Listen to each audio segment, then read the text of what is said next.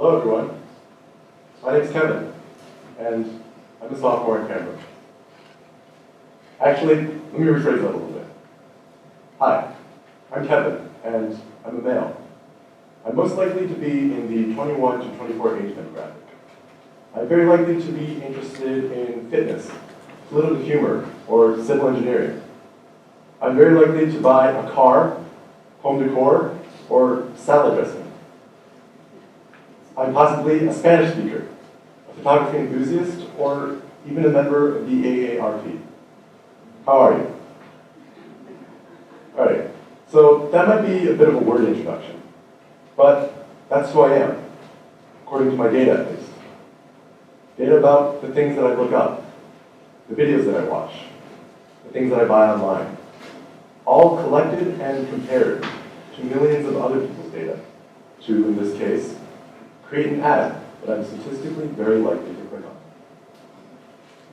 And that's what big data basically is. Taking huge sets of data, we're talking terabytes, petabytes, even exabytes, and sorting through them, analyzing them, making sense out of them. And it's about to change the way we live dramatically. Let's start simple. Who here watches movies online? Show of hands. All right. Who here uses a music app to listen to music? All right, so a lot of you. So what happens is, the algorithm, the recommendations that you get for the next movie you should watch or the next song you should listen to actually comes from an algorithm that takes different data about like the genres that you like, the genres you've explored, what time you log on, even things as subtle as your scrolling behavior. It takes a whole bunch of data metrics and compares it to people who are just like you in things like taste. But how do you measure taste? Is it just by how I rate a movie? Well, I don't have to rate a movie, but it's based on more subtle things, like do I watch a movie halfway through, pause it, close it, never watch it again? So it takes data about you and it compares it to people just like you. And by doing that, it creates a recommendation. It creates a recommendation just for you. So through big data, our technology is becoming more personalized. What about our phones? Do our phones use big data? Of course they do. Every time we talk to our phones, when we ask it things like, how many centimeters are an inch? It takes what we say to it and it compares it to huge sets of existing data on human speech patterns. And so through big data, our machines are able to comprehend us. They're able to understand us through language. What about corporations? They use big data too. A retail chain might want to look at the demographics of a local neighborhood to see if it makes sense to open a store nearby. They might want to know how many people are in a certain age demographic. Do people tend to be impulsive buyers? Are they brand loyal? With big data, we can figure these things out. And in this case, we would look at the web activity of that neighborhood. But the point is, with big data, we get a clearer picture. And for some, that's a cause of concern.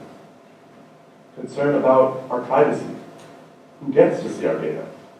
Is it governments, corporations, maybe even criminals? How long is our data available? Is it available for a week, a month, maybe even indefinitely?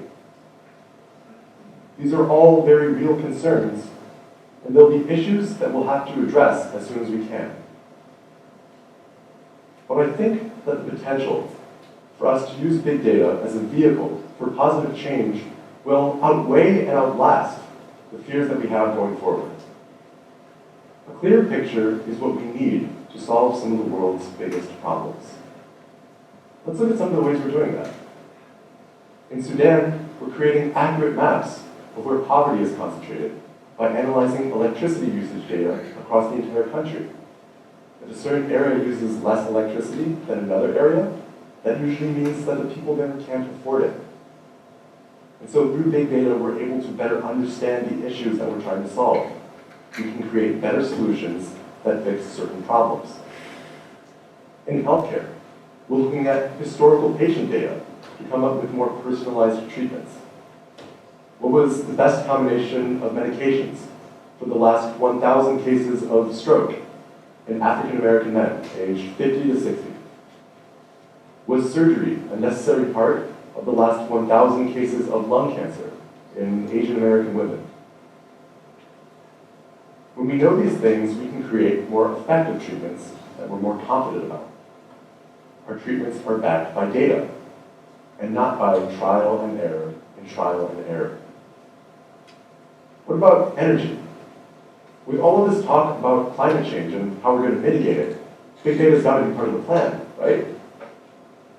But we're using advanced local weather data to know how much of and when we can use certain renewables, like solar or wind. How sunny will it be in 1 month?